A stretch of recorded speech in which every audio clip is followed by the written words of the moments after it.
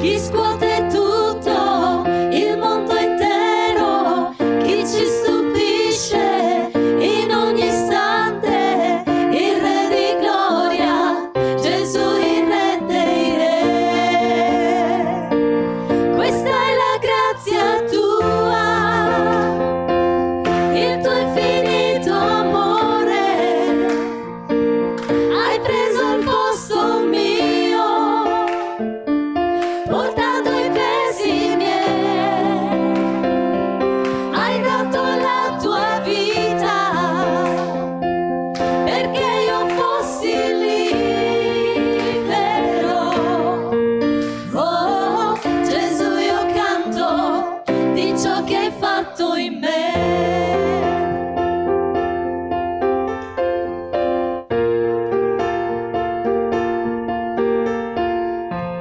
Chi spazza via la confusione, chi ci ha reso suoi figli e figlie, il Re di gloria, Gesù il Re dei Re, chi guida il mondo con la giustizia, il cui splendore è come il sole, il Re di gloria, Gesù il Re dei Re.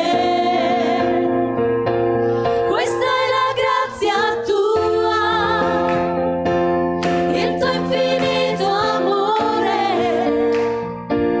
hai preso il posto mio, portato i pesi miei, hai dato la tua vita perché io fossi libero. Oh, Gesù, io canto di ciò che hai fatto in me.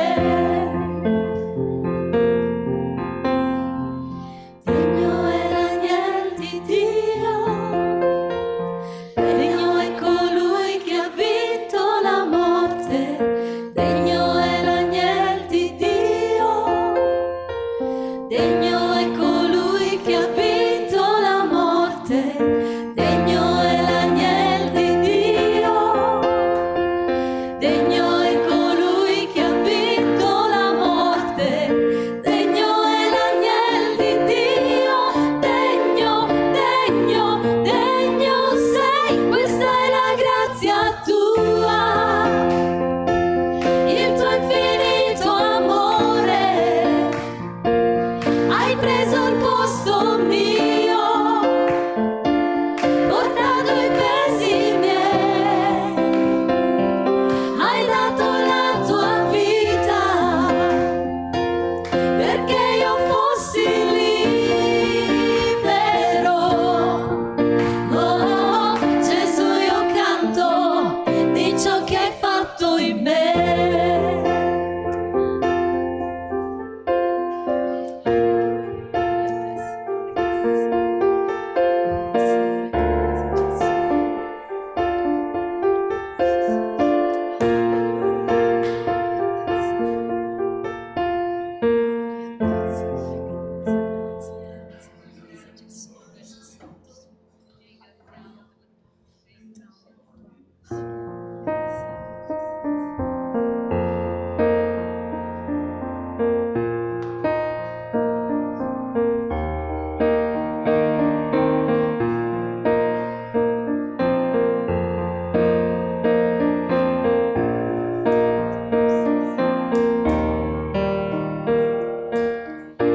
Io resterò sempre con te, ovunque mi manderai, ti ascolterò,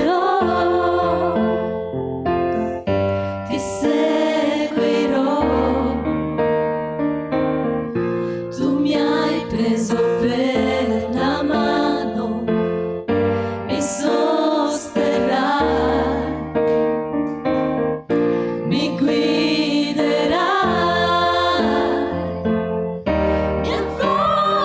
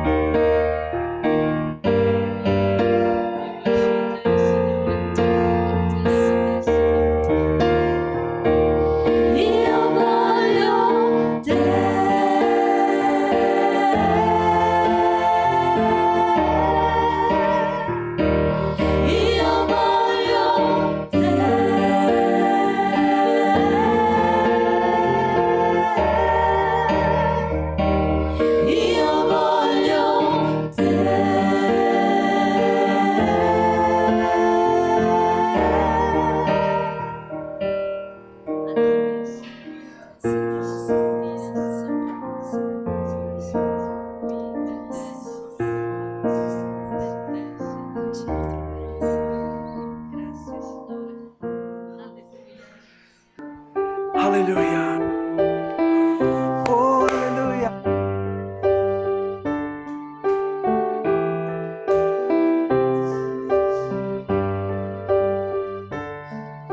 Se la tempesta infuria, se la mia fede vacilla, guardo alla croce, non temerò, andrà tutto bene.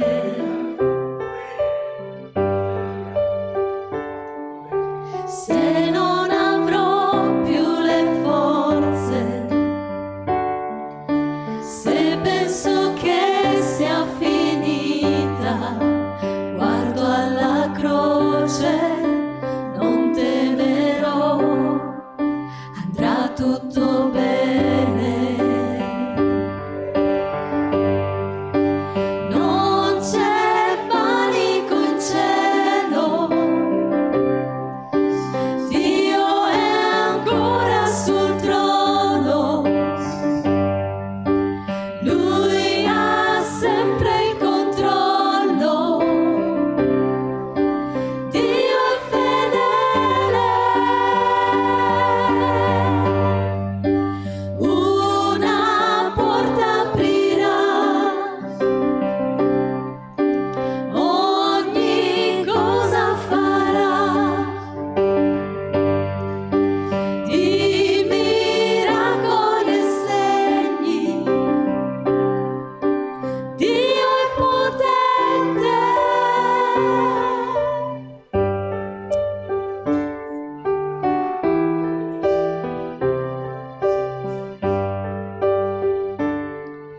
Se la tempesta infuria,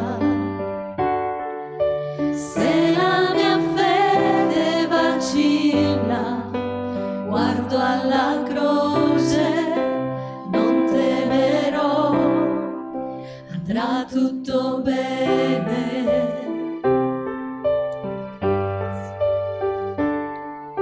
Se non avrò più le forze, se penso che sia finita, guardo alla croce, non temerò, andrà tutto bene. Non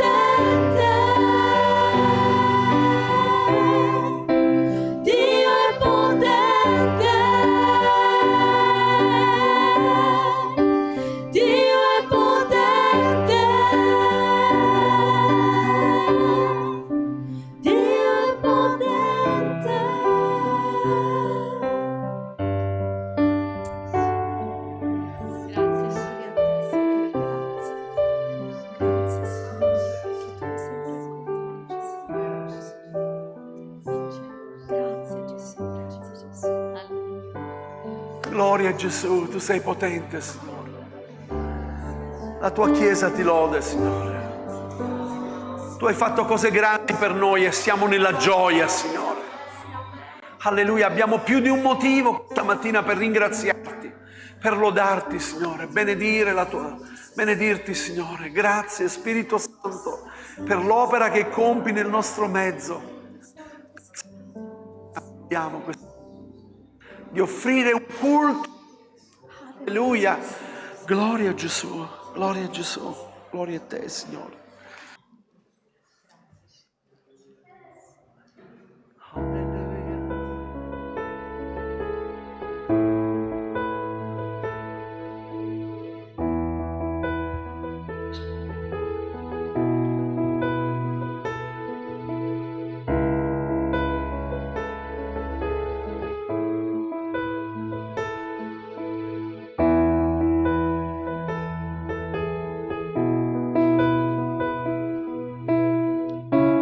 Proprio quando sono qui con te, tu vinci per me le mie battaglie. Proprio quando sono qui con te, tu vinci per me le mie infermità. In te, Dio, io trovo la forza per non gettare la spugna, perché Cristo ha donato il suo sangue. In te, Dio, io trovo la forza per non gettare la spugna, perché Cristo è in me. Tu sei la forza nella debolezza, sei la speranza del cuore mio. Tu sei la certezza in un mondo che senza. Tu sei il mio Dio, non dubito. Alleluia. Tu sei la forza. Tu sei la forza.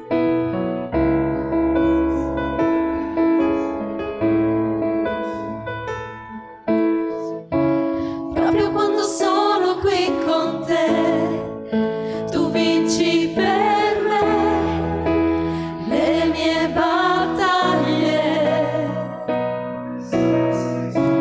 Proprio quando sono qui con te, tu vinci per me le mie infermità.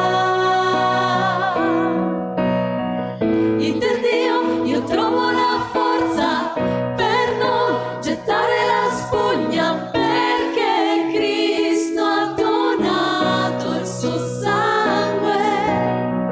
In te, Dio, io trovo la forza per non gettare la spugna, perché Cristo è in me. Tu sei la forza nella debolezza,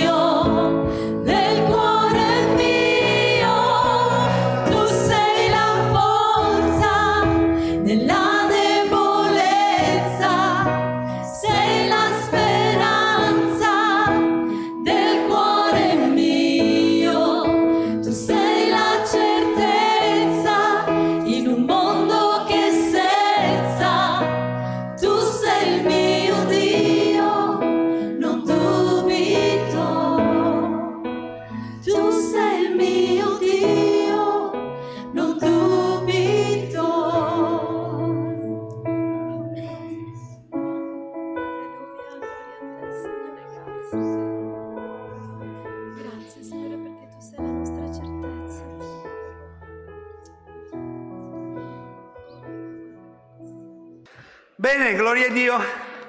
Pace del Signore a tutti quanti voi. Porto i saluti dal convegno pastorale, dal raduno che sono stato lì a Pescara. È stato veramente molto molto edificante, molto bello. Il Signore ha parlato ai nostri cuori, vero Sara? Sara era con me. È stata un'esperienza unica anche per Sara. Bene, se non c'è nessun altro che desidera ringraziare il Signore, chiamo subito Mariano. Voglio ringraziare il Signore per i fratelli che mi aiutano, sono di sostegno, di incoraggiamento nella Chiesa, che il Signore ci benedica. Amen. Mariano, sentiti libero. Gloria a Gesù. No, è il marito di questa signora qui. Vero? Ha avuto un miracolo, vero? Ha avuto un miracolo lui. Amen. Anch'io. Alleluia. Rachele, stai attenta che se vai via ti facciamo la festa. Ti vogliamo qua, ma se devi andare vai e il Signore sa qual è il meglio per te. Quanti sono contenti che Gianni non predichi? Io, perché tocca a me. Se lo vedo qua mi toglie un pensiero, perché mi toglie qualche mese di vita ogni volta che mi dice Mariano devi portare un pensiero.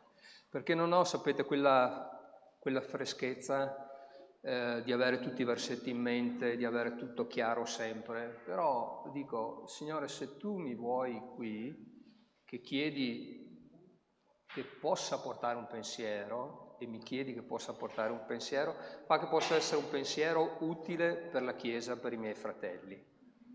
Perché c'è scritto nella parola di Dio che quando ci troviamo, ognuno di noi abbia un salmo, una testimonianza, una preghiera, una condivisione di un versetto, perché il culto non lo fa il pastore, non lo fa chi predica, non lo fa una persona o due persone, non lo fanno i musicisti, lo facciamo tutti insieme. E questo è quello che ci arricchisce. Per cui se un domani non ci dovesse essere qua davanti qualcuno, è la Chiesa che fa il culto al Signore. È la Chiesa che fa il culto al Signore. Bene, vi ho mandato o meglio ho mandato a Mariana un titolo un po' particolare, perché non volevo dire direttamente che predicavo sul Salmo 23. Qui, francamente, in chiesa non ho mai sentito parlare, almeno il pastore, se non negli studi, del Salmo 23, ma credo sia un salmo famosissimo, sia un salmo vite al pascolo sul cammino sicuro, riflessioni. È un salmo che abbiamo sentito tutti, forse è il più comune, l'abbiamo imparato a memoria, ecco, se la memoria ci aiuta a ricordarlo. L'abbiamo imparato a memoria perché è una bellissima promessa. E qualcuno l'ha definito un inno di lode per la cura divina. Sapete, le riflessioni che ho preso le ho tratte da un libro di un pastore che a sua volta è stato pastore di pecore. Quindi so che questo libro una volta lo regalai anche al mio vecchio pastore e a Gianni. Più giovane pastore, sì. Ma la cosa mi piacque in maniera particolare perché le riflessioni di un pastore che ha condotto le pecore al pascolo sono molto profonde, sono significative. Questo pastore si chiamava Philip Keller, americano, ed è stato circa 8 anni come pastore di pecore. Dopodiché è diventato pastore di persone. E ha curato persone. Per cui lui sa molto bene qual è l'andamento di un gregge, come stanno le pecore, come si muovono, cosa vivono, cosa provano. In gioventù anch'io ho avuto la fortuna di stare con dei pastori per una giornata. Dalla mattina fino alla sera, notte compresa, ho dormito con i pastori. La cosa che mi colpì al tempo fu nel vedere che i pastori si muovevano con tanti asini. Oggi li vedete per le strade, cap, roulotte, strutture, eccetera. Una volta si muovevano solo ed esclusivamente, molti di voi l'avranno visto, con degli asini, oltre che con tutto il gregge. Metà di questi asini erano utilizzati per portare le coperte e i materassi, per dormire per loro. E io ebbi veramente la fortuna di dormire una notte qui in Brenta con i pastori, sopra un materasso, penso, alto così, coperto da teli, però eravamo fuori all'aperto, sotto l'umidità della notte. E lì, vivendo almeno una giornata con i pastori, capisci tante cose anche delle pecore. Sapete, la Bibbia è piena di riferimenti al mondo agricolo, perché si parla della semina, si parla del raccolto, si parla della vendemmia, si parla del vino, si parla di buoi, si parla degli aratri, si parla delle pecore, si parla dei greggi, della spiga, di quanto può produrre una spiga, del raccolto che è maturo, però sono cose che alla lunga ciascuno di noi sono sparite dall'orizzonte. Viviamo in una civiltà non più contadina, tanti di noi non fanno più gli agricoltori. Una volta leggevo, c'era l'1% della popolazione italiana che era dedicata all'agricoltura. Forse oggi saranno ancora meno, per cui abbiamo perso, vero Emanuele, quel contatto con la natura, con la terra, per cui non sappiamo cosa sono bene le stagioni, non sappiamo cosa vuol dire un tempo che è brutto, non sappiamo la pioggia, non sappiamo di quando è tempo di seminare, di raccogliere. Compriamo le verdure perché le troviamo al supermercato tutto l'anno, ma non sappiamo che le angurie crescono in luglio e in agosto, ma non ci sono a dicembre. Lo stesso per le ciliegie. Le troviamo tutto l'anno, ma non sappiamo qual è il nostro rapporto con... Questo per dire cosa? Che il Salmo 23 scritto da Davide è stato scritto da un pastore. Però quello che è incredibile, Davide dice: il Signore è il mio pastore. Io sono pastore di pecore, perché se vi ricordate quando Davide fu chiamato per essere unto, andarono in cerca in tutta la sua famiglia e Davide non c'era. Dov'è? Ah, l'ultimo figlio mio, quello più piccolo di tutti, sì, è via con le pecore. Quindi era in giro insieme alle pecore. Davide era un pastorello, è chiamato il pastore di Israele, non a caso. Era in giro con le pecore, lo chiamarono e Davide aveva la conoscenza, sicuramente, per poter scrivere un salmo che riguardasse le pecore e il buon pastore. Chi era il pastore di Davide? Lui lo sapeva. Lui sapeva che si chiamava Yahweh, Dio, Padre Onnipotente. Noi sappiamo che il nostro pastore è Gesù Cristo. E lui dice: io sono il buon pastore. Nessuno può entrare per quella porta dell'ovile stretta se io non lo chiamo. Se non lo faccio entrare. Ecco, è meraviglioso perché nella Bibbia vediamo un rapporto particolare fra Dio Padre, troviamo sempre questo rapporto spesso volentieri, Dio Padre e il pastore e la pecora. Abbiamo Dio, il Signore, creatore del cielo e della terra, che ha fatto milioni di stelle e di galassie, e nello stesso tempo lui si dichiara Padre nostro. No, avete mai pensato? Guardate le stelle in cielo, no? C'è un passo che dice: il Signore le chiama, le conta tutte e le chiama per nome e non ne manca nessuna. Io non so, qualcuno ha detto sono 250 milioni moltiplicati per 250 milioni. Io non so che numero esca, però un numero infinito, incredibile, un numero che forse per scriverlo, ma nessuno le ha mai contate. Eppure è lo stesso Signore che ha fatto il cielo e la terra e le stelle, ha creato anche noi e ci chiama suoi figlioli. Ma ancora di più, Gesù è venuto, ci chiama amici, fratelli e ci chiama le pecore del suo gregge. C'è un verso in Isaia che dice, Isaia 53, tutti eravamo smarriti come pecore, ma Dio ha fatto ricadere su di lui, su Gesù, le nostre iniquità. Il pastore non è che dalla mattina alla sera si inventi di essere tale, ma lui compra le pecore e fa, a meno che non le riceva in eredità o qualcuno gliele lasci, ma per partire deve comprare le pecore. Io e te, fratello e sorella, siamo una pecora che è stata comprata a caro prezzo. Tu sai qual è il prezzo che Gesù ha pagato per te. Io so il prezzo che Gesù ha pagato per me. Ecco, teniamo presente che una volta i greggi non erano come siamo abituati adesso. Vicino a casa mia passano, ma anche per le strade, qualche giorno fa ce n'era uno qui vicino alle latterie, passano dei greggi che sono di circa, perché ogni volta mi fermo a chiedere al pastore, ma quante pecore hai? Ma più o meno sono 1000. 1000 pecore sono veramente tante.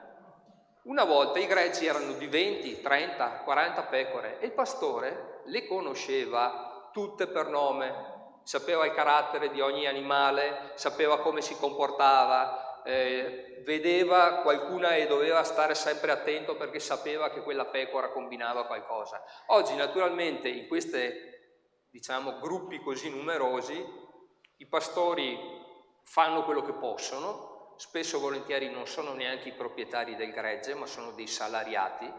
Fra un po' vedremo anche pastori, cominciamo già a vedere pastori dall'est, fra un po' vedremo anche pastori africani qua in Italia, perché è un lavoro duro e forse non lo vuole più fare nessuno. Però il pastore, ricordiamoci, ha una cura particolare per le pecore e lui cerca sempre il benessere dell'animale. Ci sono pecore, ricordiamocelo, l'abbiamo citato anche prima, l'ha ricordato Gianni, che hanno un pastore che non si cura tanto del proprio gregge. Ci sono delle pecore che purtroppo sono sotto il dominio di Satana. Ci sono delle pecore che alla lunga moriranno perché non hanno cibo per sfamarsi e non hanno situazioni buone nella propria vita. Ricordiamoci questo: il pastore ha comprato a caro prezzo le pecore. Gesù ci ha acquistati sul duro legno della croce. Sapete, uno dei simboli principali, una delle sicuramente cose che inizialmente fa il pastore è segnare il proprio gregge. Prende la pecora e con un marchio, con un coltello incandescente, con qualche cosa, la timbra. È una cosa dolorosa, ma dopodiché lui sa che quel marchio significa che quella pecora è sua e gli appartiene. Oggi entriamo nella modernità, ci sono delle targhettine di plastica come per le mucche che si attaccano sull'orecchio e, come dire, identificano l'animale. Ma una volta non era così, era un po' come nel ranch. Avete visto i film dei cowboy, no? Che passavano per la staccionata, passavano nella strettoia e lì c'era uno che marchiava a fuoco ogni bestia. Ecco, ricordiamoci che abbiamo ricevuto un marchio. Nell'Antico Testamento, quando uno doveva fare uno schiavo, doveva, come dire, appropriarsi di quella persona, prendeva l'uomo, prendeva il suo orecchio, lo appoggiava a uno stipite della porta e con un ferro bucava l'orecchio e attaccava un anello, che era un anello di riconoscimento. Oggi tante volte noi pensiamo di avere questi anelli attaccati sulle orecchie, farci sentire, un po' i pirati della situazione, gli uomini liberi, gli uomini forti, ma questi anelli anticamente rappresentavano come simbolo la schiavitù, l'appartenenza di una persona ad un'altra. Il Salmo inizia con le parole: il Signore è il mio pastore, nulla mi manca. Cercherò di essere veloce, perché a un certo punto so che magari vi stancate, però ho più di qualche punto. Prosperare materialmente non sempre è un indice di spiritualità. Perché se noi guardiamo Davide, che scriveva questo salmo, il Signore è il mio pastore, nulla mi manca. Sì, nulla ti manca. Le tribolazioni non ti mancano. Perché avete presente la vita di Davide? Doveva scappare da una grotta all'altra, doveva nascondersi, doveva andare nella grotta, doveva fuggire, doveva girare attorno al monte perché c'era un esercito che gli correva dietro. Doveva stare attento a Saul perché ogni 2 per 3 cercava di inchiodarlo su per il muro. Doveva stare attento a suo figlio perché lo voleva detronizzare Absalom. Doveva stare attento a un sacco di cose e nulla mi manca. Il Signore è mio pastore. Non è una vita quieta, tranquilla. E il avere tanti beni, tanti possedimenti, avere una tranquillità materiale non è sempre sinonimo di una vita spirituale forte e ricca.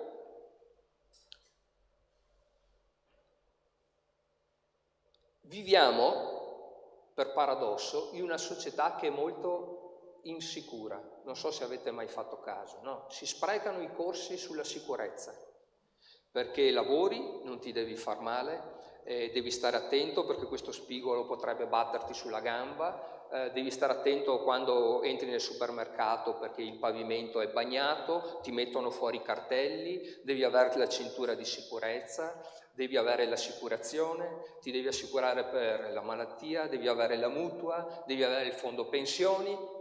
Questo è proprio sinonimo di una insicurezza di base. Cioè siamo in una società che vuole essere sicura, vuole avere tutto al suo posto, ma in realtà ci sono un sacco di paure. Ormai la vita non si prende più come viene, accetto quello che mi arriva, sono tranquillo. No, dobbiamo essere, come dire, coperti da tutto e da tutti, full optional, per non avere problemi. Non è sempre così che funziona. Però noi abbiamo una certezza, se abbiamo delle paure e delle insicurezze, abbiamo la certezza che il nostro pastore è con noi 24 ore al giorno. Grazie per questo amen. Abbiamo la certezza che il nostro pastore è con noi 24 ore al giorno e notte. Fratello e sorella, se hai uno scoraggiamento, se hai qualcosa che ti turba, sappi che Gesù l'ha promesso, non ci lascia, non ci abbandona. Io non so cosa la vita in questo momento ti stia riservando, o posso saperlo in parte, o cosa ti riserverà, o cosa mi riserverà. Però voglio vivere con la certezza che Gesù è il mio pastore e voglio dire insieme a Davide, nulla mi manca. Anche se avrò i problemi. Ho sentito predicare un fratello una volta su questo versetto. Nulla mi manca, anche i problemi c'ho. E ho detto, però, che strana interpretazione del Salmo, no? Perché siamo abituati a dire, Signore è il mio pastore, nulla mi manca, c'ho tutto. Sì, anche i problemi. E quindi, se ho i problemi li posso anche risolvere. Abbiamo anche la tendenza, avendo tutto in abbondanza, di andare sempre in cerca di qualcosa di nuovo. La testimonianza che faceva questo pastore era semplicemente questa, diceva, io avevo la pecora più bella del gregge, la più intelligente, quella con la testa migliore, con il velo più prosperoso, più in forza, quella che ogni anno mi figliava gli agnelli migliori, eppure era una pecora testarda, che non accettava la minima disciplina, era ribelle, lei voleva sempre qualcosa di più e scavalcava i recinti e la trovava sempre in posti dove non doveva esserci. Vi lascio immaginare cosa ha fatto quel pastore di quella pecora.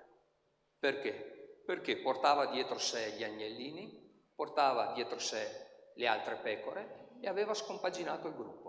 Quindi dice, a mio malincuore, disse il pastore, ho dovuto macellarla, la pecora migliore, perché portava scompensi. Ecco, tante volte noi siamo esattamente come le pecore. Per questo il paragone di Davide, che Davide ci fa, è: il Signore è il mio pastore e io sono una pecora. Perché ci sono talmente e tante similitudini fra la vita delle pecore e la vita di noi umani, che lui le aveva viste bene e le descriveva una per una.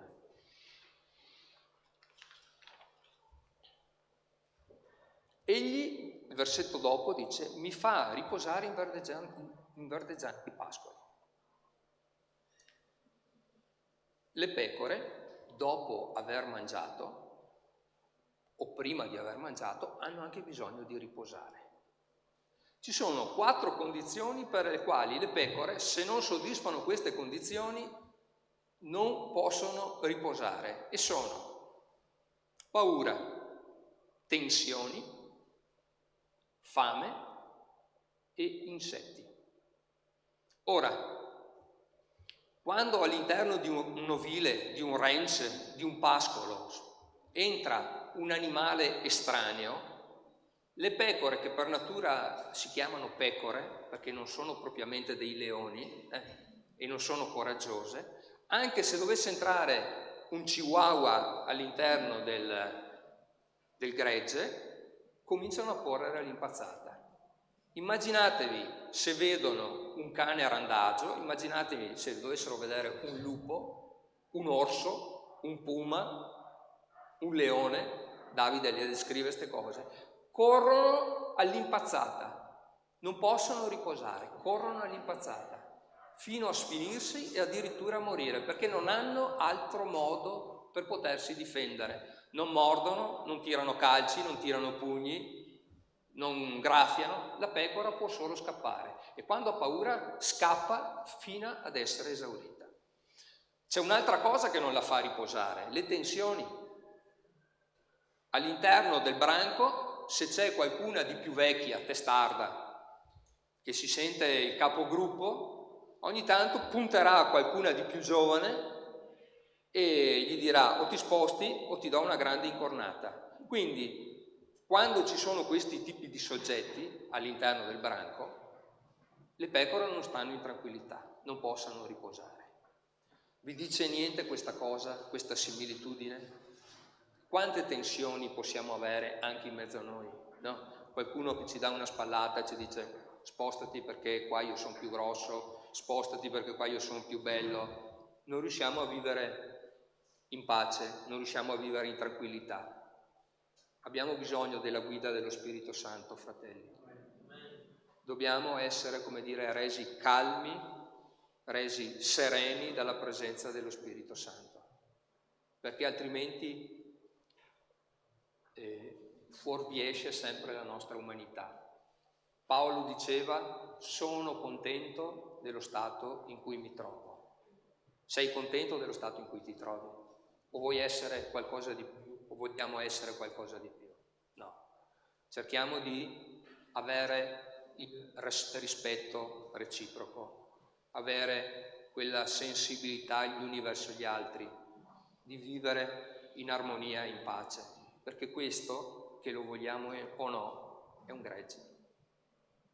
È un gregge, e dobbiamo capire quali sono le regole e anche le leggi che regolano appunto il gregge. C'è un'altra cosa che dà un incredibile fastidio alle pecore, per le quali non possono riposare, non possono stare calme, e sono gli insetti.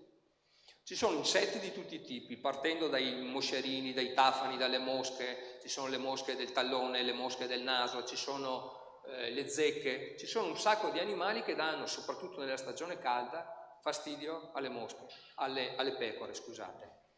E fin tanto che non hanno risolto questo problema, le pecore continueranno a correre da una parte all'altra fino a sfinirsi.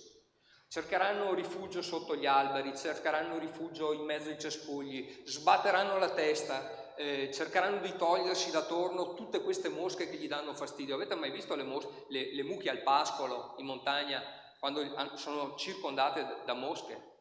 Cioè, anche la mucca non sa più cosa fare perché la coda non gli basta e non riesce a togliersi questi animali fastidiosi. Tanto più che queste mosche, se arrivano al livello del naso, depongono le uova e cominciano a fare delle larve, creano dei seri problemi alla pecora che può anche morire. Quindi se non c'è questo riposo, se non c'è questa tranquillità, se non c'è questa assenza di insetti, la pecora non sta tranquilla, non può riposare.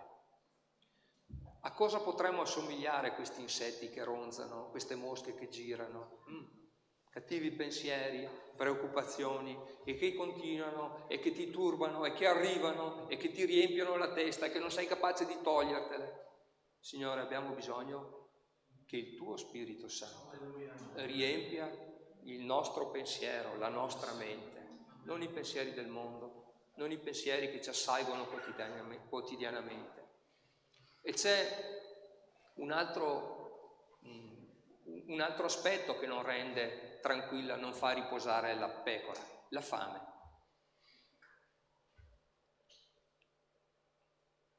I pascoli non sempre sono dei pascoli facili. Io non lo sapevo, ma all'interno di alcuni pascoli ci sono anche delle erbe velenose. Se la pecora mangia questa erba velenosa, muore. Quindi il pastore deve preparare, deve toglierle, deve stare attento, deve eliminare i sassi, perché dopodiché la pecora che pascola è una benedizione stessa per il pascolo, perché mangiando tutte le erbe, un po' come le capre, puliscono la terra. Loro hanno la tendenza solitamente di riposare in alto e di conseguenza tutto quello che loro rilasciano va a ingrassare e benedire la terra, i campi.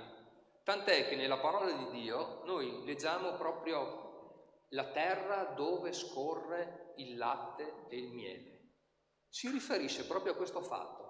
Quando gli animali concimano la terra, arricchiscono la terra, quello che è un deserto, agricolturalmente parlando, rifiorisce. E si parla di stagione del latte per le mandrie che possono produrre e stagione del miele, perché questi prati, questi pascoli, possono produrre il miele, per esempio, delle api, chiaramente. Ecco, ci sono appunto questi requisiti. Il verso successivo parla e dice esattamente: Lui, il Signore, mi guida lungo le acque quiete.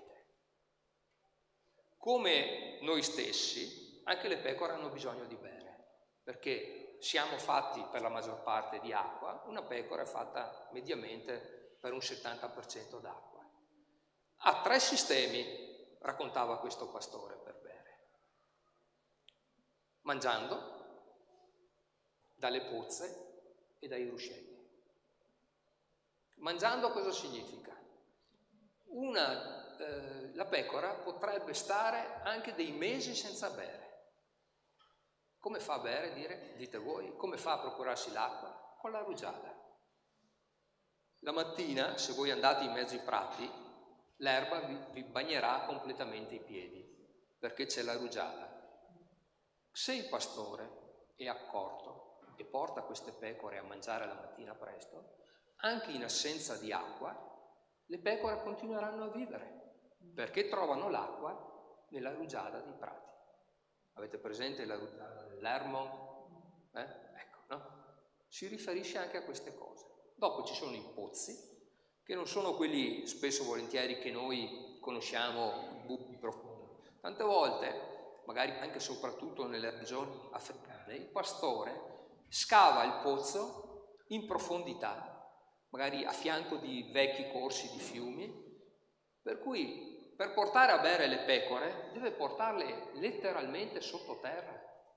Le accompagna una alla volta giù per queste discese scavate all'interno della terra e in fondo lì magari c'è una pozza d'acqua fresca.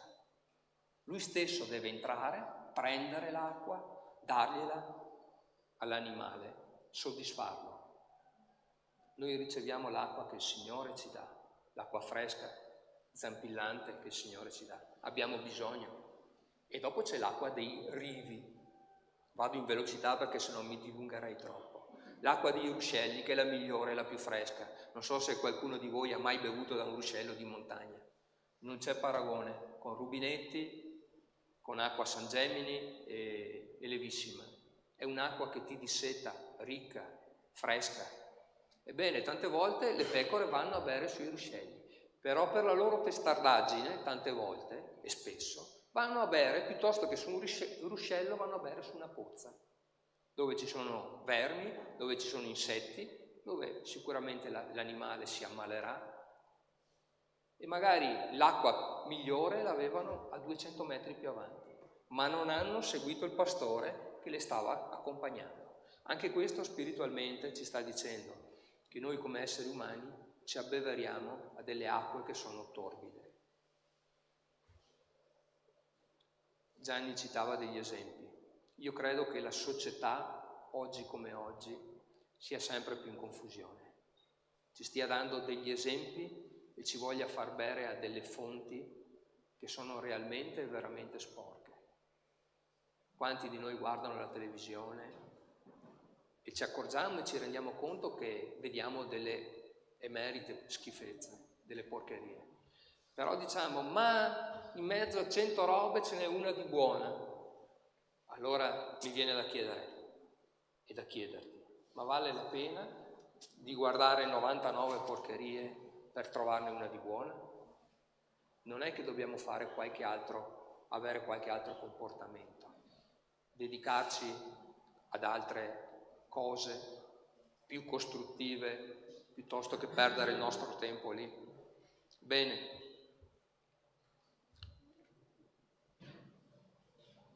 Proseguendo nel passo dello scritto, leggiamo: il Signore mi ristora l'anima. Qui c'è un episodio curioso da vedere. Mi guida lungo le acque calme e mi ristora l'anima. C'è un aspetto nella vita dei pastori che è molto conosciuto e che si chiama la pecora riversa. Non so se qualcuno l'avesse mai sentito, però semplicemente in poche parole vi dico di cosa si tratta. Le pecore quando mangiano, dopo si distendono, trovano un posto tranquillo e si appoggiano per terra. Non sono animali agilissimi, perché se voi le vedete sono belle tonde con 4 gambettine, no?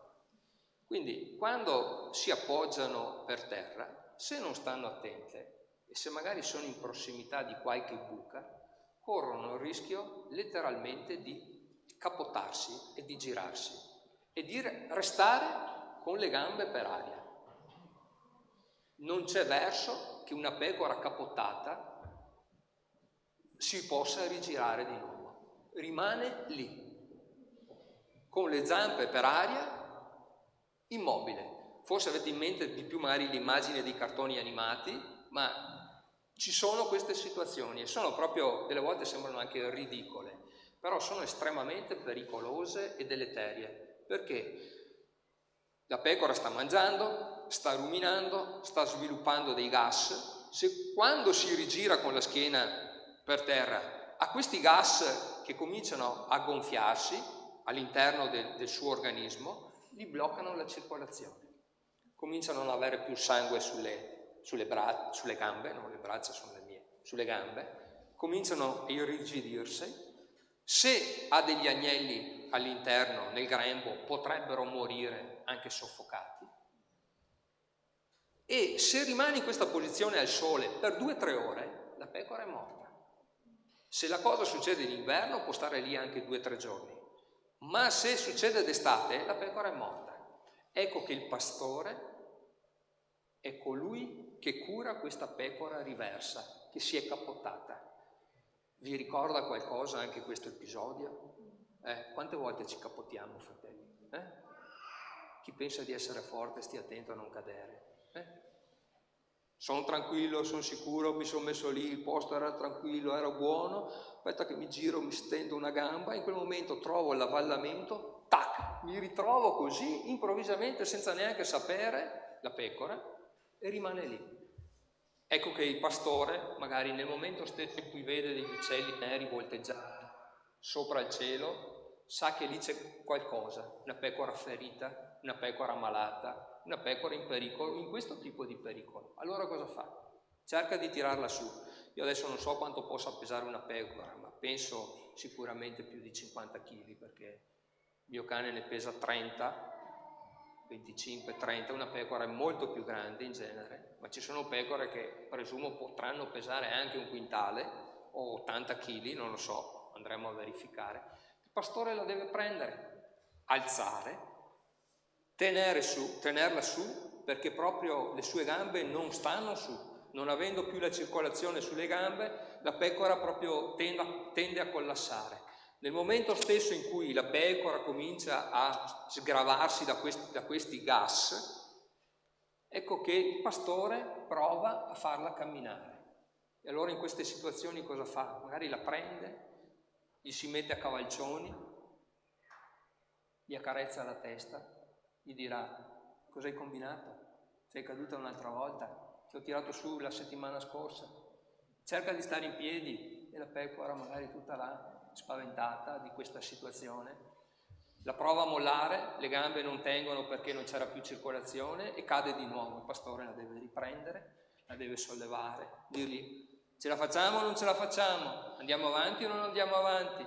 Dopodiché, dopo magari una volta, 2 volte, 3 volte, la pecora corre felice verso il suo gregge e ritorna nel suo posto originale.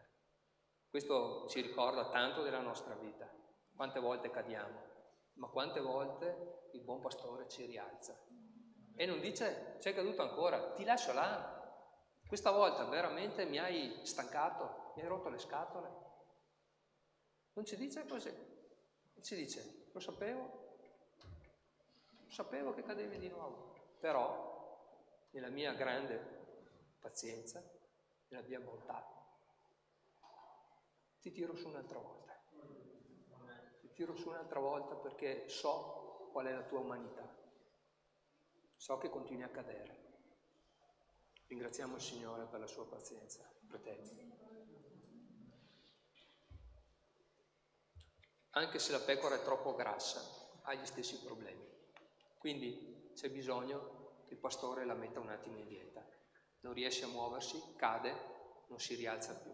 E allora la cura consiste nel dare o non dare certi alimenti, ma soprattutto alleggerirla dal suo vello di lana.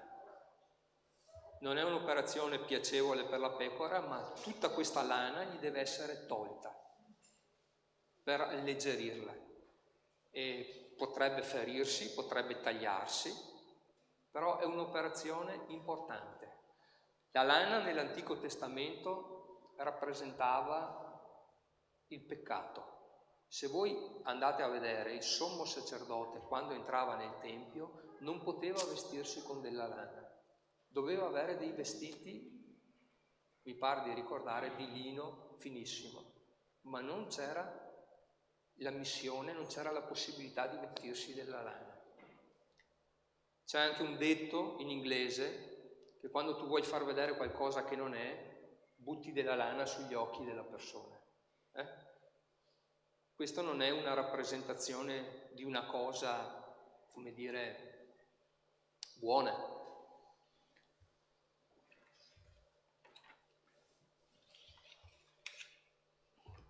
Abbiamo detto: sì, mi fa riposare, mi guida lungo le acque quiete. Tu, dice, imbandisci. Siete stanchi, fratelli? No, grazie. Grazie per sto no. Predicherò solo per te, va bene? Per te, grazie. Tu imbandisci per me, aspettate che la trovo, mi conduce, mi fa riposare in verdeggianti pascoli, mi guida lungo le acque calme. Egli mi ristora l'anima e mi conduce per sentieri di giustizia. Aspettate un attimo che ho... Cosa vuol dire condurre delle pecore per sentieri di giustizia? È riferito sicuramente a noi. Abbiamo sentito all'inizio del culto che noi tante volte siamo degli esseri abitudinari. Facciamo sempre così. Guardate, io potrei chiudere gli occhi e dire: Rachele è seduta là, alle tastiere là in cima che abbiamo il marito di Carmela, da quella parte là abbiamo la Serena, lì c'è Carlo, e potrei andare avanti così, indicandovi tutti quanti. Abbiamo l'abitudine di metterci sempre negli stessi posti, di fare sempre le stesse cose. Ebbene, noi dobbiamo rinnovare noi stessi, dobbiamo cambiare, non dobbiamo seguire sempre queste strade che stiamo percorrendo, perché tante volte abbiamo un panorama attorno a noi di persone che per una vita intera hanno percorso sempre questo tipo di sentiero e di passaggio, e i risultati li abbiamo visti. Abbiamo visto o vediamo vite distrutte perché c'è un'abitudine a camminare sempre sugli stessi sentieri. I pastori, per evitare queste cose, perché le pecore sarebbero testarde e abitudinarie, loro se le fai uscire da una parte usciranno sempre da quella parte e lì creeranno prima un solco, dopo un avvallamento, andranno a finire col creare una valle dove non cresce più niente, però proprio non saprei come definirlo, un'autostrada, non c'è più erba, non c'è più niente. Le pecore fanno sempre quei percorsi lì. Quindi quando il pastore saggio, oculato, che ha a cuore le proprie pecore, le deve portare fuori, stabilisce dei sentieri che devono fare. Una cosa che di solito fanno è muoversi un po' come i raccordi autostradali. Immaginatevi una figura di quadrifoglio. Mette un campo base al centro, parte alla mattina, prosegue, verso sera torna indietro, fa un ampio giro, mai passando per la stessa strada. Il giorno dopo farà una stessa tipo di traccia, uno stesso percorso, magari spostato a sinistra, e farà delle grandi asole sempre che ritorneranno verso il centro. Questo perché? Per non impoverire tutto il suo pascolo, perché se ogni giorno dovesse percorrere sempre la stessa strada si troverebbe in difficoltà con le pecore. Allora, delle domande che possiamo farci relativamente alla nostra vita circa le nostre abitudini sono queste, me le sono segnate. Amo Gesù più di me? Sono pronto come pecora ad essere separato dal gregge? Noi amiamo stare nel gregge, amiamo fare le cose che fa il gregge. Rinuncio a quelli che sono i miei diritti? Oppure devo sempre avere l'ultima parola, perché gli altri mi hanno detto, perché gli altri mi hanno fatto, perché lui mi ha detto, perché lui metto in secondo piano certe volte queste cose? Posso pensare di essere l'ultima pecora del gregge? Quello che in termini tecnici chiamano il fanalino. Sei disposto ad essere il fanalino di coda? A prenderti l'ultima posizione? Cosa ha detto Gesù? Chi vuole essere il più grande di voi? Mi pare che dicesse due cose a riguardo. Rinunci a se stesso e soprattutto ci faccia servitori di tutti quanti. Vuoi essere grande in mezzo alla chiesa? Voglio essere grande. Serviamo i nostri fratelli. Serviamo le nostre sorelle. Mettiamoci nell'ultimo posto. Non abbiamo problemi di voler apparire. A me quando mi chiedono di predicare, Gianni mi dà un mese di vittoria, perché non mi sento propriamente animato. Però so che se me l'ha chiesto c'è bisogno. Come ci sarà bisogno che tu faccia qualcos'altro, che tu porti qualcos'altro, perché veramente nella completezza di tutti noi riusciamo a fare una chiesa esuberante, forte, potente. Non ci sarà né il primo, non ci sarà l'ultimo. ma saremo una comunità che va avanti, perché la volete vedere voi la gloria di Dio? Io sì, amen. Vogliamo vedere persone che si convertono, vogliamo vedere finalmente persone di Marostica, di Schiavon, di Longa, che entrano dentro in chiesa e glorificano e conoscono il Signore? Io sì, gloria a Dio, amen.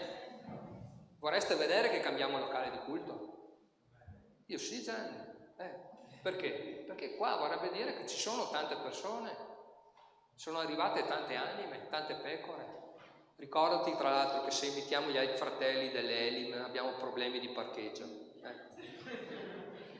Quindi li faremo parcheggiare a Bassano, andremo a Mino, non lo so. Bene, voglio essere il fanalino di coda, accetto le circostanze della vita senza chiedermi tanto. Quelli che dicono: ma perché è successo questo, ma perché questo, ma perché questo? E lo siamo così noi. Mi stanno dicendo gli italiani. Prima delle 3 ho finito. Potreste mangiare per cena, va bene? Dopo altri 2-3 punti di velocità. Accetto le circostanze senza chiedermi tanto perché. Accetto la sua volontà. Scelgo la sua via. Passo dopo, quando anche camminassi nella valle dell'ombra della morte. Questo passo è sempre stato, diceva questo pastore, un po' travisato, perché noi lo declamiamo sempre ai funerali, giusto? Eppure non dice quando anche morissi, dice esattamente quando anche camminassi. Vuol dire che tu devi camminare su una valle. Noi per salire verso i piani alti, per andare verso l'alto, dobbiamo passare per la valle. Io non so cosa ti possa riservare la valle, fratello e sorella, perché ognuno ha i suoi passaggi nella vita. Però sappi che la valle non è solo quel luogo ridente con una leggera salita dove c'è l'erba fresca, perché lì ci sono i pascoli più freschi, l'acqua migliore. È anche un posto dove ci sono poche ore di luce, dove arrivano le bufere, dove arrivano le tempeste, dove in un attimo arriva giù la neve, dove ci possono essere degli animali che attaccano il gregge. Però in quella valle lì tu sai che c'è il pastore che è insieme con te, e questo ti deve bastare, e questo mi deve bastare. Se il pastore è con me, io non temerò male alcuno. Il tuo bastone e la tua verga sono quelli che mi accompagnano. Se Deborah mostra una foto, c'è un bastone che usano le popolazioni africane, che è questo qua. Questa è un'arma vera e propria. I pastori in Africa e anche nei paesi medio orientali la adoperavano. Usavano questo bastone e la verga. Il bastone, abbiamo sentito una predicazione circa 2 domeniche fa, è il simbolo della forza e della potenza di Dio. È la sua parola. Gesù, quando è stato tentato, non ha detto tante cose, ma ha detto sta scritto, e la sua parola sta scritta, e la sua parola è quella che ci deve sostenere. La verga è quella che ci accompagna, è un bastone molto più sottile, spesso e volentieri ha un'asola in cima, si chiama anche vincastro, ed è quella con la quale il pastore prende le pecore, le sposta, le prende per il collo. In modo particolare gli agnellini, quando si perdono, li prende con questa specie di asola e li riporta dalla mamma, perché l'agnellino non deve puzzare del pastore, lo deve tenere così, isolato, per riportarlo alla sua mamma, che altrimenti lo rifiuterebbe. E questa verga, spesso e volentieri, serve al pastore per tenere il contatto con la pecora.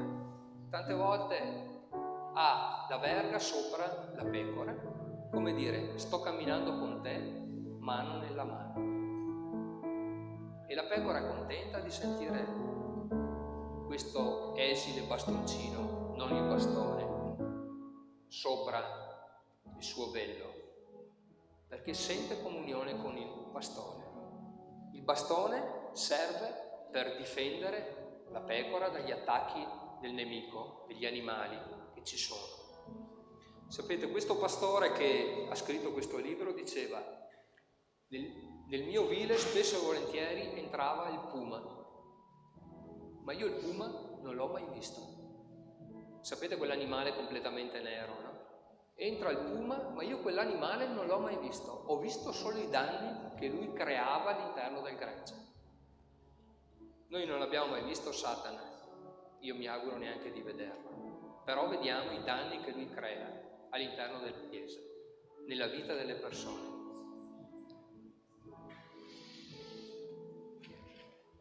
Ci sono quasi, portate ancora un pazienza. Mia moglie è stanca. Quel bastone lì che avete visto si chiama Knobberry. Knobberry.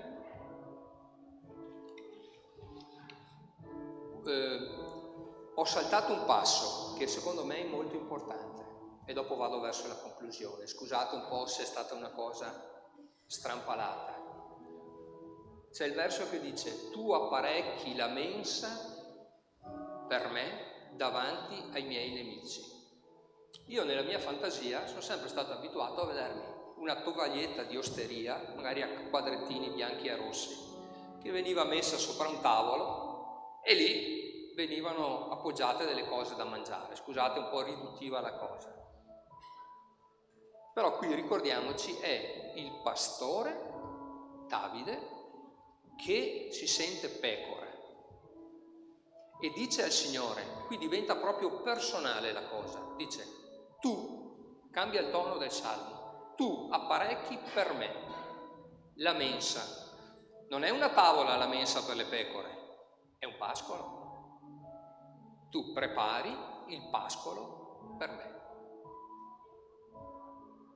In lingua spagnola un altopiano si chiama anche mesa ed è il posto dove gli animali, una volta raggiunto attraverso le valli, vanno sopra ad alpeggiare e stanno in queste mese. Prima di andare lì il pastore deve preparare il pascolo, quindi va a vedere che non ci siano problemi, che ci sia l'acqua, che ci siano delle tettoie eventualmente per andare lui insieme con gli animali, che non ci siano erbe velenose, che non siano infestate da animali selvatici. Questo vuol dire anche per la pecora, se ci pensate, preparare il pascolo. Perché tu apparecchi, tu Signore che sei il pastore, apparecchi per me che sono la pecora, il pascolo. Lì andrò a mangiare, passerò per la valle e andrò a mangiare nei posti alti, quando sotto ci sarà caldo, quando sotto ci sarà l'afa, quando non ci sarà più cibo, io nell'alta montagna troverò la pastura verde che mi disseta fisicamente ma anche interiormente. E questo è un, come si può dire, è un valore per noi. Dopodiché, passata l'estate, si ritorna verso la valle. Difatti, per me tu imbandisci la tavola sotto gli occhi dei miei nemici. Cosa sono i nemici? I nemici sono spesso, per le pecore, quegli animali che si mettono magari sopra una rupe a guardare qual è la pecora che scappa e che può essere azzannata. Difatti, cosa è scritto? Satana va attorno come un leone ruggente cercando chi poter divorare. Ma c'è una certezza, il pastore è sempre lì. Se c'è una cosa che mette tranquillità alle pecore è sapere che il pastore è in mezzo a loro. Se di notte vengono assalite da animali notturni, ma se il pastore sente e va lì in mezzo a loro, le pecore automaticamente si calmano, si tranquillizzano, perché questa è la capacità del pastore. Lui sa quali sono i bisogni di ogni singolo animale, lo conosce, lo cura e vuole che lui progredisca. Concludo, avrei tante altre cose da dirvi. Verso 10, cioè punto 10, tu cospargi il mio capo con l'olio. Questo è un simbolismo per noi credenti dello Spirito Santo. Ma la pecora, quando ha i parassiti, ha bisogno di essere unta. Ci sono delle misture di olio, di zinco, di lino che vengono sparse sul capo della pecora, sul naso della pecora.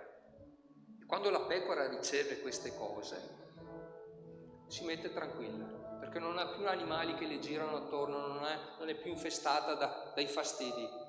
Questa è la presenza che noi abbiamo dello Spirito Santo nella nostra vita. Quando il Signore ci unge, quando unge il nostro capo,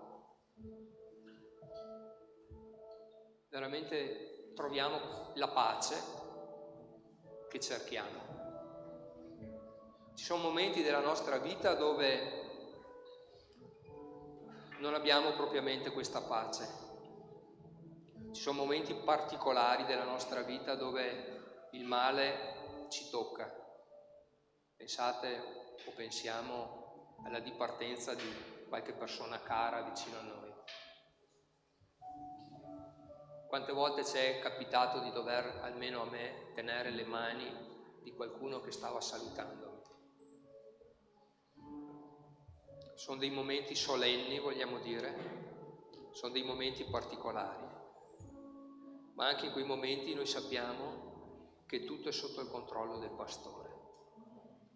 Il pastore ha programmato, il buon pastore ha programmato ogni cosa per noi. Certo, beni e benignità ci saranno nella mia vita. E io, dice, mi accompagneranno tutti i giorni della mia vita ed io abiterò nella casa del Signore. La pecora, quando ha terminato il suo peregrinare, è salita per le valli, è andata negli altopiani, a quel ritorno, sia in andata che in ritorno, che noi chiamiamo transumanza. Ma all'autunno lei ritorna alla casa, all'ovile, nella stalla, nei campi del padrone, e lì finalmente è soddisfatta. Ha passato un'estate al pascolo, si è ingrassata, si è irrobustita, ha fatto degli agnelli, ha portato il suo frutto.